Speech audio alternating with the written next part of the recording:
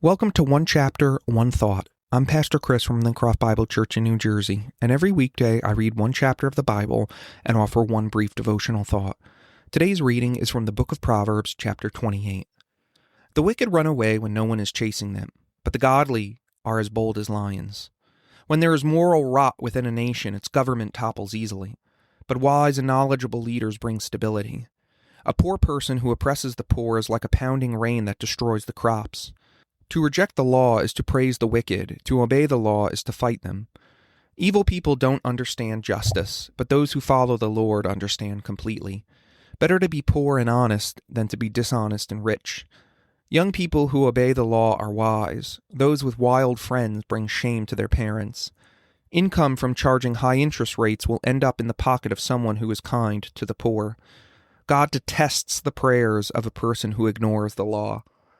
Those who lead good people along an evil path will fall into their own trap, but the honest will inherit good things. Rich people may think they are wise, but a poor person with discernment can see right through them. When the godly succeed, everyone is glad. When the wicked take charge, people go into hiding. People who conceal their sins will not prosper, but if they confess and turn from them, they will receive mercy. Blessed are those who fear to do wrong, but the stubborn are headed for serious trouble. A wicked ruler is as dangerous to the poor as a roaring lion or an attacking bear. A ruler with no understanding will oppress his people, but one who hates corruption will have a long life. A murderer's tormented conscience will drive him into the grave. Don't protect him. The blameless will be rescued from harm, but the crooked will be suddenly destroyed. A hard worker has plenty of food, but a person who chases fantasies ends up in poverty.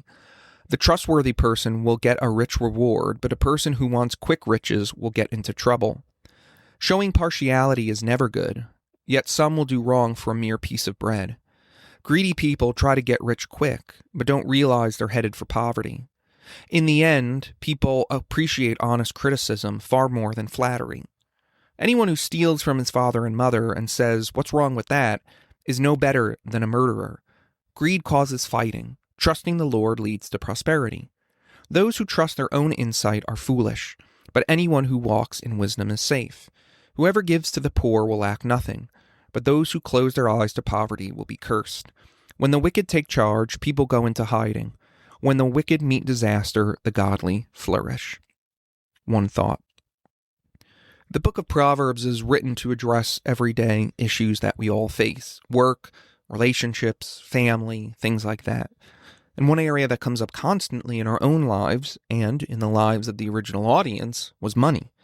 Money seems to rule our lives, or at least it's something that comes up quite frequently. We either are working to gain money, we're spending money, we don't feel like we have enough money, or we're trying to save it. So how do we wisely relate to money? Well, Solomon has some really interesting reflections, not only on money, but in fact how they intersect with our relationships. And I think that he really gets to the heart of the matter here. In verses 24 and 25, he says this: "Anyone who steals from his father and mother and says, 'What's wrong with that?' is no better than a murderer." So in this first scenario, you have a child with a twisted heart. They steal from their parents, and they see nothing wrong with that.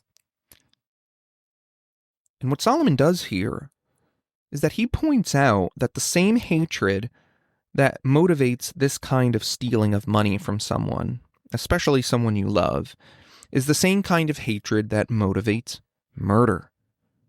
And ultimately, both of those things, murder and this stealing, are motivated by greed. It says in verse 25, greed causes fighting. Trusting the Lord leads to prosperity. Why is someone stealing from a loved one? Because they want what they have. Why does someone murder a loved one? Because usually they want what they have. Greed causes conflicts and fights. And I'm sure that you have probably heard of families, and I've heard of too many stories of families being ripped apart over financial issues, especially when inheritances are involved.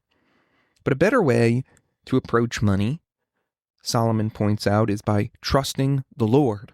That is what leads to prosperity. So do you believe he will provide for you? Do you believe that he is good and has a good plan for your life, even if it's not what you expected? When you begin with trust in the Lord, then you will not be ruled by greed.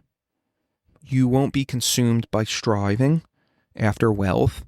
You won't be fearful of the future because you know that he will provide and he is faithful.